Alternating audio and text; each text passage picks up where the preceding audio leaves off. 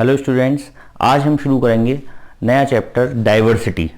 Diversity word जब भी जिन बच्चों ने डाइवर्सिटी पढ़ रखा है, जो एमयू एंट्रेंस की तैयारी अगर करेंगे और जो क्लास 9th में स्टूडेंट्स हैं, उनके लिए सबसे एक पता नहीं क्यों ये डरावना सा सब्जेक्ट, एक टॉपिक और चैप्टर रहता है कि डाइवर्सिटी के नाम पे हालत सी खराब होने लगती है। जब इतना इंटरेस्टिंग टॉपिक है, ये इतना बढ़िया इसमें चीज़ें सीखने को हमें मिलती हैं। बस ये थोड़ा सा हमें लर्न करना पड़ता है, याद करना पड़ता है। मैं कोशिश करूंगा कि आपको याद ना करना पड़े, मैं समझाऊं। आप अगर मेरी सारी वीडियोस इस लेक्चर की देखेंगे, मैं आपसे प्रॉमिस कर रहा हूं, आप बहुत आसानी से सिर्फ कंपैरिजन करना है। यहाँ पर कंपैरिजन करके कम कैरेक्टर्स अपने आप याद हो जाते हैं। आप एक बात बताइए, क्या आप लोगों को जब लोगों से मिलते हैं, आपने अपने आसपास जितने भी लोगों से मिलते होंगे, क्या आप कॉपी पेंसिल लेकर याद करते हैं कि साहब उसका कलर ऐसा था, जो उस पर्टिकुलर पर्सन से मिला था उसकी हाइट इतनी थी, उसकी आवाज़ ऐसी थी, उसके जो हेयर्स का कलर था वो ऐसा था, या उसकी आइज़ का कलर ऐसा था। दूसरे बंदे से मिले फिर लिख लिया आपने, किसी नई क्लास में या किसी नए ग्रुप में मिले या पार्टी फंक्शन में। नहीं होता ना, फिर भी आपको सबके बारे में सब कुछ पता होता है। इवन इतना तक पता होता है कि फ़ोन पर भी आप उसको बिना देखे पहचान सकते हैं। ये कैसे, ये बिना याद करे होता है ना, या याद करना पड़ता है? बिल्कुल ऐसे ही हमें इस चैप्टर को पढ़ना है। हमें चीज़ों से के साथ फेमिलियर होना है, उसमें घुल मिल जाना है, ना कि उनको चीज़ों को रटना। देखिए, जब भी आप ये जो डाइवर्सिटी है, वर्ड जो है, चैप्टर का नाम है डाइवर्सिटी इन लिविंग ऑर्गेनिज्म। ये डाइवर्स क्या चीज़ है? डाइवर्स है बहुत सारी चीज़ों का पाए जाना, डाइवर्स फॉर्म का पाए जाना डाइवर्सिटी कहलाता है। आप किसी भी शॉप पर गए, ध्यान से सुनिएगा मेरी बात को, आप किसी शॉप पर गए, आपको लेनी है, आपके पास कई सारे ऑप्शंस हैं। एक मॉल में गए शॉप पर, या एक पर्टिकुलर एक शर्ट की शॉप पर गए, और वहां पर आपने कहा कि भाई मॉल में नहीं जा रहे, वो जो स्पेसिफिक शोरूम है ना, वो सिर्फ इसी शर्ट्स का है, इस कंपनी की शर्ट का है। कि सब उसमें क्यों नहीं जा रहे? कि यहाँ पर ना वैरायटी बहुत मिलती है, शर्ट की वैरायटी बहुत मिलती है। ऐसा सुना है आपने? नहीं सुना? वैरायटी से क्या मतलब है? वैरायटी से मतलब ये है कि अगर मेरे को रेड कलर की शर्ट खरीदनी है और मैंने उससे बोला कि रेड कलर, किसी एक शॉप पर गए, उसने एक रेड कलर की दिखा दी, दूसरी शर्ट दिखाई ब्लू कलर की, तीसरी शर्ट दिखाई येलो कलर की। तो अब आप कहेंगे कि भाई तुमने रेड कलर की मांगी थी, तो तुमने रेड कलर दिखा दी, ये रही रेड कलर की। रेड कलर की कितनी है? एक। आप दूसरे शोरूम पर गए शर्ट के, वहां पर आपने रेड कलर की शर्ट मांगी और उसने 15-16 अलग अलग शर्ट दिखा दी, 15, 16, 20 तक, और सारी रेड। सारी रेड, जितनी भी शर्ट्स थी सब red, all are red in colour. लेकिन उन सब में डिफरेंस था, कोई भी एक दूसरे से मिलती हुई नहीं थी। That is said to be variety. तो आप बोलेंगे ना, देखिए कितनी वेराइटी है। अब इसमें से मैं पसंद कर सकता हूं कि dark red, blackish red, bright red, या किस तरह का रोज रेड या टोमेटो रेड, कौन सा रेड मेरे को पसंद है। तो वो वेराइटी हम किसे बोलते हैं? अगर हम एक शॉप पर जाएंगे, डिफरेंट फॉर्म्स के चीजों को हम देखेंगे, तो वो वैरायटी कहलाएगी। उसी वैरायटी के बेसिस पर, जो बेसिस है डाइवर्सिटी का, वो है वैरायटी। इस दुनिया में कोई भी लिविंग ऑर्गेनिज्म, हर लिविंग ऑर्गेनिज्म एक यूनिक प्रॉपर्टी के साथ पैदा हुआ है। जी हां, हर लिविंग ऑर्गेनिज्म। इसका मतलब आप भी जो अभी वीडियो देख रहे हैं, मेरी बात सुन रहे हैं, क्या आपके अंदर भी कोई ऐसी स्पेशल क्वालिटी है जो औरों से अलग करती है? बिल्कुल है। ऊपर वाले ने, गॉड ने, अल्लाह ने, खुदा ने, भगवान ने हमें जब बनाया है ना, तो एक स्पेशल क्वालिटी हमारे अंदर दी है, वो हमें इसलिए भेजा है। प्रॉब्लम क्या है कि हम भीड़ का हिस्सा बनना चाहते हैं। सब मेडिकल की तैयारी कर रहे हैं, तो हम भी मेडिकल की तैयारी कर रहे हैं। तैयारी हमेशा लाखों में करते हैं। आपने देखा होगा, जब नीट की तैयारी होती है, जो आईआईटी की तैयारी होती है, तो उसमें 15 लाख 12 लाख बच्चे बैठते हैं। क्या हर साल 15 लाख 12 लाख बच्चे डॉक्टर या इंजीनियर बनते हैं? नहीं बनते ना। इसका मतलब भीड़ बहुत ज्यादा लोगों की है जो उसके पीछे भाग रहे हैं। अच्छा, वो बाकी के जितने जो डॉक्टर नहीं बन पाए, क्या उनकी जिंदगी बर्बाद हो जाती है, जिंदगी में फेलियर हो जाते हैं? ऐसा तो नहीं है। बाकी वो कुछ ना कुछ करते हैं, लेकिन उन्होंने इतना टाइम बर्बाद कर दिया अपना उस चीज के लिए जिसके लिए वो बने नहीं थे। आपकी जिंदगी के 2 दिन सबसे बड़े, जिंदगी के 2 दिन सबसे बड़े दिन होते हैं। कौन सा? एक तो वो दिन जो आप सेलिब्रेट करते हैं हर साल। कौन सा डे बताइए? That is your birthday. आपकी बर्थडे वो जिंदगी का सबसे बड़ा दिन है जो आप हर साल सेलिब्रेट करते हैं, क्योंकि हम इस दुनिया में आए। दूसरा सबसे बड़ा जो दिन है वो है कौन सा दिन आपकी जिंदगी का, जिस दिन आपको वो स्पेशल क्वालिटी जिसके साथ ऊपर वाले ने आपको भेजा है वो पता लग जाए कि हम इस दुनिया में क्यों आए, हम पैदा हुए पहला दिन, हम पैदा क्यों हुए, यानी हमारा पर्पस क्या है लाइफ का, वो यानी हमारी क्वालिटी। पता है एक लाइफ में एक टीचर अगर ऐसा मिल जाए, टीचर का काम पढ़ाना नहीं होता, टीचर का काम आपकी उस काबिलियत को पहचानना है। आपने थ्री इडियट्स फिल्म देखी होगी, सभी बच्चों ने थ्री इडियट्स फिल्म देखी होगी। उसमें वो फोटोग्राफर जो होता है, फोटोग्राफी के लिए जो बना होता है, वो इंजीनियरिंग के लिए तैयारी करता है, लेकिन फोटोग्राफी में उसको बहुत ज़्यादा महारत हासिल होती है, तो फोटोग्राफी उसका इंटरेस्ट होता है, और लास्ट में वो फोटोग्राफी के लिए वो पहचानता है कि मैं फोटोग्राफर हूँ और फोटोग्राफी के लिए ही मैं बना हुआ हूँ। इसी तरीके से हर एक किसी का अपना एक इंटरेस्ट होता है। तो यहां पर हम जो चैप्टर से बात कर रहे हैं, ज्यादा नहीं बहेंगे हम जो यहां पर आपको बात समझाने वाला हूं वो ये कि हर ऑर्गेनिज्म में एक स्पेशल क्वालिटी है जो एक को दूसरे से अलग कर रही है। तो इतनी सारी फॉर्म्स का, वैरायटी का होना डाइवर्सिटी कहलाता है। मेरी बात समझ में आ रही है? डाइवर्सिटी किसे कहेंगे? ये जो बायोडाइवर्सिटी टर्म है, बायोडाइवर्सिटी, ये शॉर्ट फॉर्म है बायोलॉजिकल डाइवर्सिटी की, यानी लिविंग ऑर्गेनिज्म में पाई जाने वाली विभिन्नताएं को हम बोलते हैं डाइवर्सिटी। ये देखिए यहां पर ये जो टर्म दिया था वॉल्टर जी रोजन ने दिया था 1986 में, different forms of living organism found in particular area is said to be diversity. Diversity कैसे बोलेंगे? जितनी भी विभिन्न प्रकार की प्रजातियां पाई जाती हैं एक एरिया में। फॉर एग्जांपल हम बात करें अलीगढ़ की, तो अलीगढ़ में जितने भी टाइप की वैरायटी पाई जाती हैं ऑर्गेनिज्म की, वो उसकी डाइवर्सिटी हो गई। हमारे जो प्राइम मिनिस्टर हैं वो हमेशा जब भी अपना स्पीच देते हैं, मेरे प्यारे देशवासियों, मेरे 125 करोड़ देशवासियों, वो ये तो याद करा दिया हम सबको कि 125 करोड़ लोग रह रहे हैं, लेकिन ये 125 करोड़ सिर्फ ह्यूमन बींग्स हैं जिनकी वो बात कर रहे हैं। यहां पर हमारे साथ, हमारे आसपास सिर्फ ह्यूमन बींग्स की पॉपुलेशन है क्या, या और भी लोग रह रहे हैं? डॉग्स भी रह रहे हैं, फिशेस भी रह रही हैं, काउज भी हैं, बफेलोज भी हैं, मॉस्किटोज भी हैं। तो हम सबकी बात कर रहे हैं कि एक लिविंग एरिया में जितने ऑर्गेनिज्म रहते हैं, different forms of living organism found in a particular area is said to be diversity. तो ये तो मैंने एक लाइन अब तक, जब से मैं बोलना शुरू करा है इस वीडियो में, अब तक सिर्फ मैंने बताया कि डाइवर्सिटी क्या होती है। एक लिविंग एरिया में जितनी भी वैरायटीज होती हैं उसको हम बोलते हैं डाइवर्सिटी।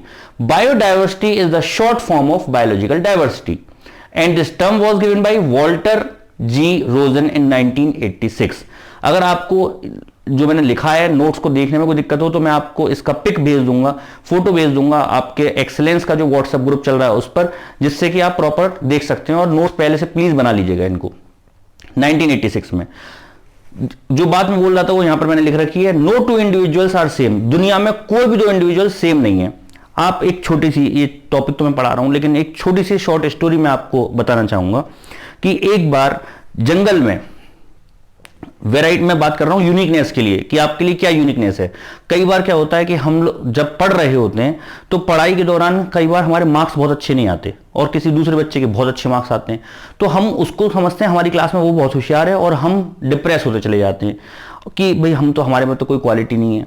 ऐसा नहीं होता बेटा, आपकी जो क्वालिटी हो सकता है वो उसमें ना हो। जैसे एक बार एक जंगल में ये मीटिंग हुई कि साहब हर बार जंगल का राजा शेर, हमेशा जंगल का राजा शेर क्यों? कुछ बेसिस पर हम सुनते आ रहे हैं जंगल का राजा शेर होगा, जंगल का राजा शेर होगा, कुछ बेसिस तो होना चाहिए। किस बेसिस पर इनको शेर बना दिया हमें तो पता नहीं है क्यों शेर है ये। तो डिसाइड ये होगा साहब कंपटीशन होगा, कि कंपटीशन होगा कि हाँ सब कि कंपटीशन में भाग लेंगे, जो कंपटीशन क्वालिफाई करेगा वो जंगल का राजा माना जाएगा। कि ठीक है साहब, कि कब होगा कंपटीशन? कि कंपटीशन होगा 3 दिन बाद। कि ठीक है साहब 3 दिन बाद कंपटीशन होगा। कि किस चीज का कंपटीशन होगा ये तो डिसाइड करें, क्या चीज का कंपटीशन होगा? कि कंपटीशन होगा साहब पेड़ पर चढ़ेगा। जो पेड़ पर सबसे पहले चढ़ जाएगा वो जंगल का राजा बनेगा। कि ठीक है साहब डिसाइड हो गया। अब फिर से कि साहब राजा साहब को बुलाया जाए और सबको बुलाया जाए, सब मंत्री सब आए, हाथी भी आया, वॉल्फ भी आया, फॉक्स भी आई, और डाइवर्सिटी चैप्टर है ना, सारे लिविंग ऑर्गेनिज्म, फिश भी आई, बर्ड भी आई, और कैट भी आई, डॉग भी आया, और जितने भी जंगली जानवर थे वो सब आए, मंकी भी आया, सबकी बारी आई एक एक करके। तो जब कंपटीशन हुआ तो सबसे पहले कौन चढ़ेगा बताइए पेड़ पर? Exactly monkey. मंकी सबसे पहले चढ़ गया। अब भैया शेर चढ़ना चाहे वो तो चढ़ना ही नहीं जानता। अब हाथी तो पेड़ से भी बड़ा, वो पेड़ पे कैसे चढ़ जाएगा, एक हाथ रखेगा वो पेड़ ही गिर पड़ेगा, तो हाथी बेचारा नहीं चढ़ पाया। और फिश चढ़ लेगी, वो तो बाहर ही नहीं निकल सकती। तो बहुत सारे, और मंकी आया, मंकी फर से उस पर चढ़ गया। किस पर? ट्री पर चढ़ गया। और घोषित कर दिया गया, अनाउंस कर दिया गया, the king will be the monkey. अब सब लोग हंसने लगे कि पागल है कि ये जो मंकी है इसको बताइए किंग बना दिए, क्या बात का किंग है ये, पेड़ पे चढ़ गया। बोले ये तो गलत बात है, इस पे तो पेड़ पे चढ़ना पहले से ही आता है, हम पे तो पेड़ पे चढ़ना आता ही नहीं है। तो उन्होंने कहा ठीक है साहब, कि क्या करा जाए, कि साहब इसकी कोचिंग होगी, कोचिंग कराई जाएगी इसकी। किस चीज की? पेड़ पर चढ़ने की कोचिंग चलाई जाएगी। कि साहब 6 महीने पहले ट्रेनिंग तो दो, इस पर तो चढ़ना पहले से आता है। कि ठीक है साहब, ये डिसाइड हो गया कि पेड़ पर चढ़ने की ट्रेनिंग होगी। तो कोचिंग खोली गई साहब, जैसे एक्सेलेंस क्लासेस है ना, excellence classes for medical engineering foundation, ऐसे ही वहां पर एक कोचिंग इंस्टीट्यूट खोला गया टू क्लाइंबिंग द ट्री पर चढ़ने के लिए कोचिंग क्लासेस। अब कोचिंग क्लासेस खोली गई। अब कोचिंग वालों ने क्या सोचा कि साहब अब हम इन्हें ट्रेनिंग देंगे पेड़ पर चढ़ने की 6 महीने तक। वहां पर पहुंचा हाथी। अब कोचिंग वाले परेशान हुए कि साहब हाथी को कैसे सिखाएंगे, इसको तो सिखा ही नहीं सकते। अब उन्होंने कहा अब कैसे पीछे छुड़ाएं अपना। उन्होंने कहा भाई हम बच्चों को सिखाते हैं। तो हाथी हथनी गए, जाके अपने बच्चे को ले आए कि भाई इसको सिखाओ, छोटे बच्चे को। अब बच्चे को कैसे पेड़ पर चढ़ना सिखाएं। अब फिश पानी में से बोली मैं बाहर तो आ नहीं सकती, लेकिन मेरे को पेड़ पर चढ़ना सिखाओ। कोचिंग वाले फिर परेशान। शेर आया, वैसे भी जंग उसको खतरनाक होता है, उसके सामने ज्यादा बोल नहीं सकते, उसको भी कोशिश करेगी सिखाने की, धीरे धीरे सबको सिखाने की कोशिश करेगी। जैसा जो वो सीख पाया वो सीखने की कोशिश करेगी। 6 महीने बाद फिर से कंपटीशन हुआ। कंपटीशन होने के बाद फिर क्या बोला, वो कभी स्टार्ट करो। सबने धीरे धीरे चढ़ना शुरू करा। और अब की बार कौन फर्स्ट आएगा बताइए? फिर से मंकी। फिर से मंकी आया और बिना कोचिंग करे फिर से चढ़ गया ऊपर ट्री पर। अब आप एक बात बताइए, जितनी बार भी कंपटीशन होगा मंकी ही जीतेगा, तो इसका मतलब मंकी में औरों से ज्यादा टैलेंट है?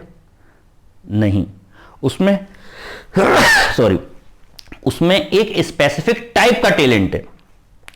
अगर इसी तरीके से अगर मान लीजिए स्विमिंग की कंपटीशन होता, वहां पर कंपटीशन होता कि देखते हैं कौन पहले स्विम करता है, तो फर्स्ट कौन आता? फिश फर्स्ट आती, मछली फर्स्ट आती, उसमें मंकी बहुत पीछे रह जाता।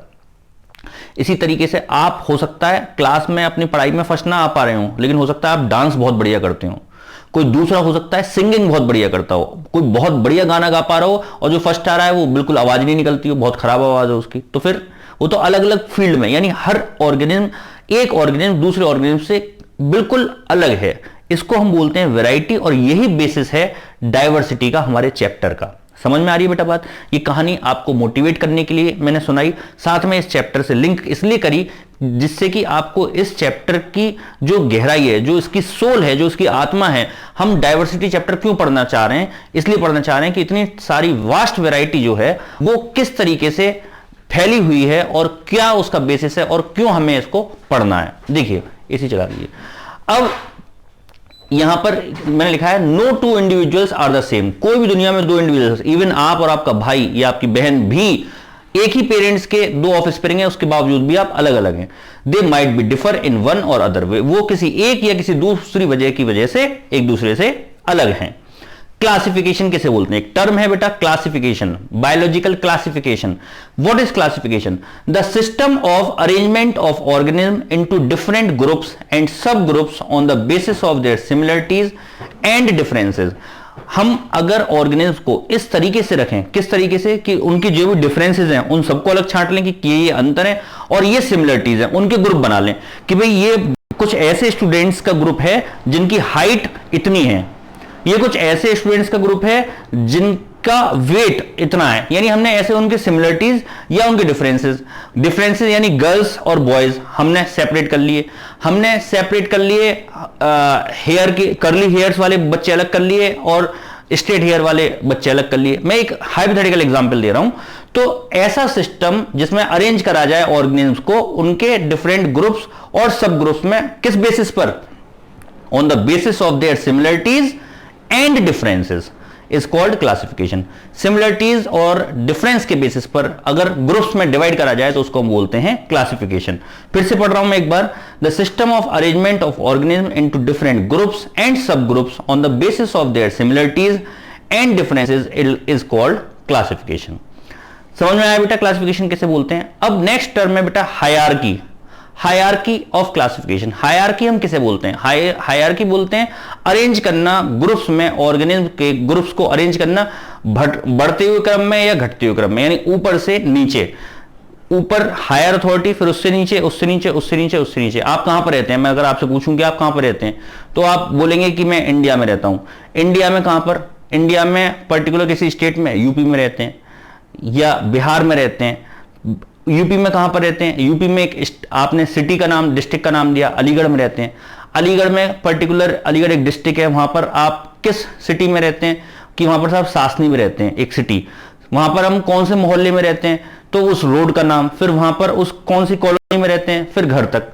ये हायरार्की है, यानी पहले कंट्री, फिर उसके बाद स्टेट, फिर उसके बाद सिटी, फिर उसके बाद डिस्ट्रिक्ट, फिर सिटी, फिर उसके बाद कॉलोनी। इसी तरीके से यहां पर क्लासिफिकेशन, यानी हम ग्रुप्स को क्लासिफाई कर लिया, तो हम उसको अगर अरेंज करें एक ऑर्डर में, किस तरीके से? The system of arrangement. किसका सिस्टम? अरेंजमेंट का।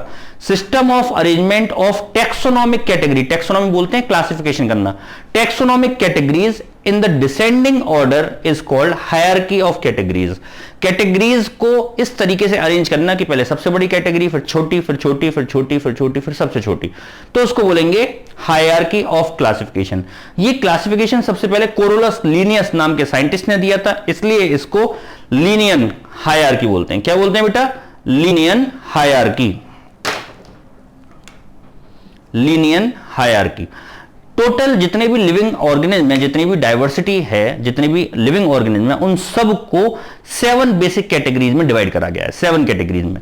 वो कैटेगरीज कौन कौन सी हैं? Species, genus, family, order, class, phylum, phylum या division and kingdom.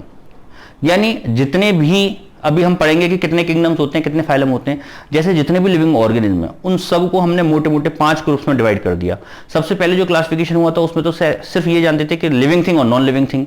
Living thing कौन सी होती हैं? जो मूव कर पा रही हैं, जो चल फिर रही हैं, वो लिविंग थिंग, और जो दूसरी है नॉन लिविंग थिंग। बाद में मालूम पड़ा कि प्लांट्स भी लिविंग थिंग है। फिर बाद में डिवाइड हुआ प्लांट्स और एनिमल्स में।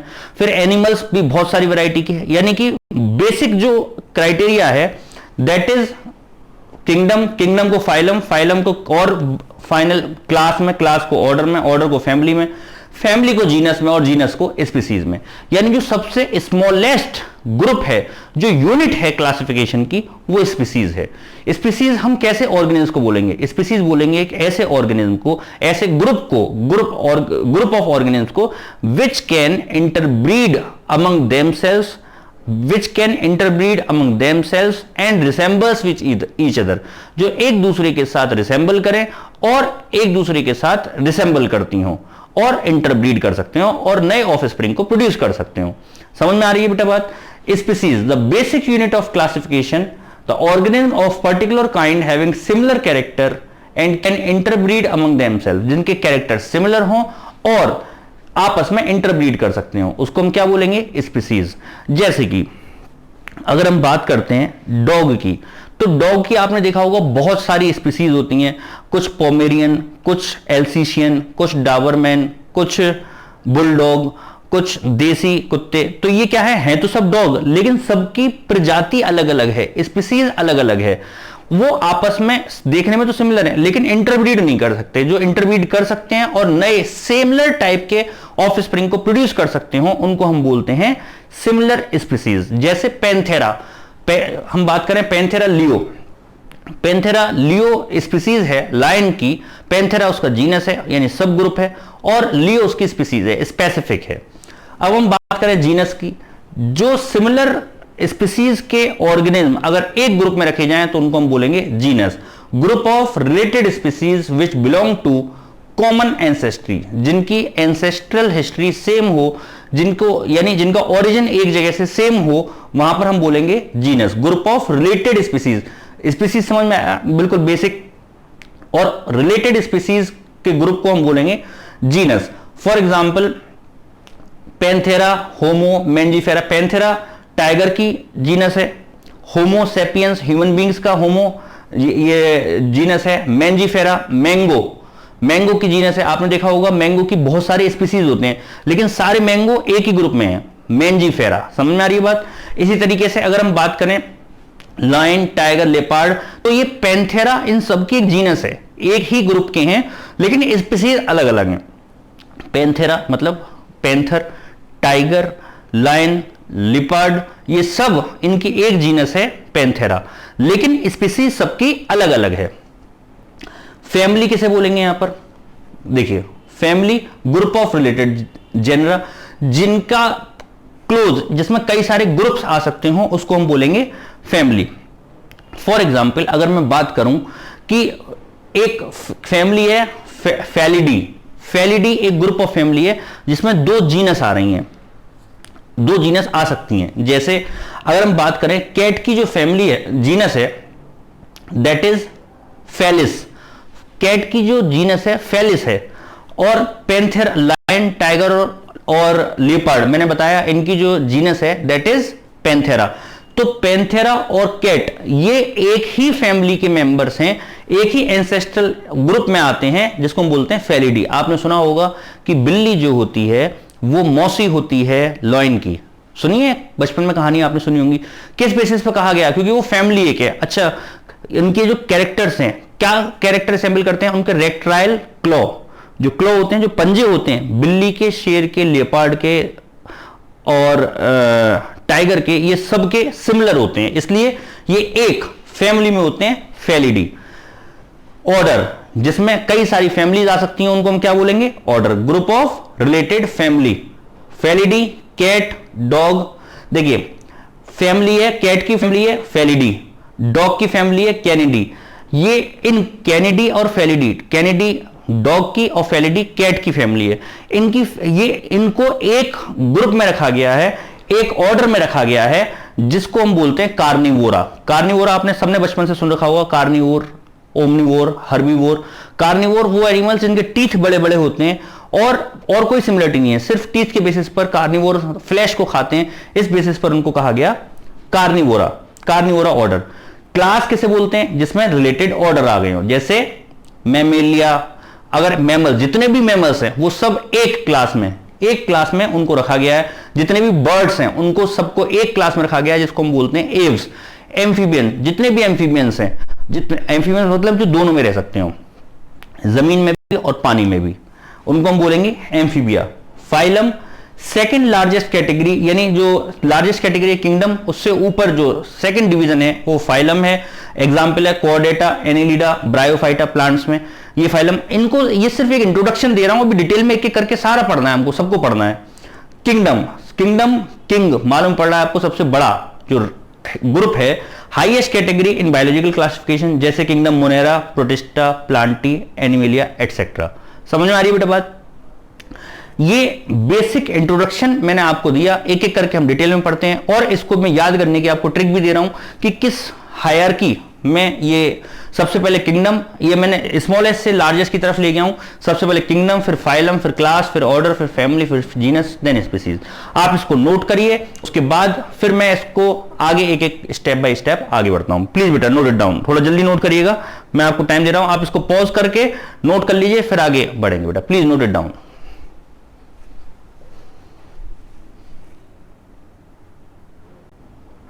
देखिए बेटा, अभी तक हमने ये पढ़ा कि ये 7 ग्रुप्स हैं क्लासिफिकेशन के। पहला है किंगडम, जो सबसे मेजर ग्रुप है। किंगडम को डिवाइड करते हैं फाइलम में, फाइलम को क्लास में, क्लास को ऑर्डर में, ऑर्डर को फैमिली में, फैमिली को जीनस में, जीनस को स्पीसीज में। ध्यान सुनिएगा प्लीज, ये इसी ऑर्डर में याद करना है। That is said to be hierarchy. क्या है बेटा ये? हायरार्की। पहला वर्ड याद रखेंगे। एक आपको मेनोमिक दे रहा हूं, एक ट्रिक दे रहा हूं उसको याद करने की,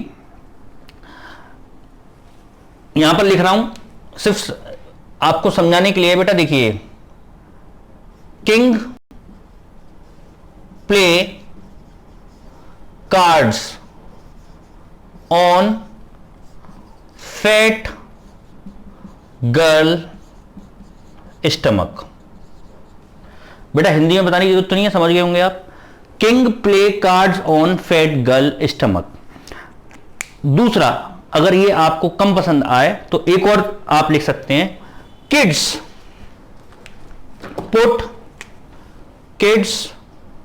put cat on fired gas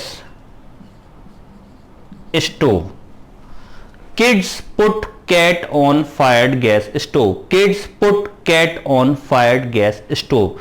तो इस तरीके से यहां पर आपको हायरार्की याद हुई कि कितने ग्रुप्स में हम इसको डिवाइड करते हैं। जो सबसे स्मॉलेस्ट ग्रुप है, ये क्वेश्चन कई बार पूछा गया है, एमयू एंट्रेंस में बिफोर लास्ट ईयर भी आया था, दैट इज स्पीसीज। सबसे स्मॉलेस्ट ग्रुप क्या है? स्पीसीज। फिर उसके ऊपर genus, then family, then order, then class, then phylum, then kingdom.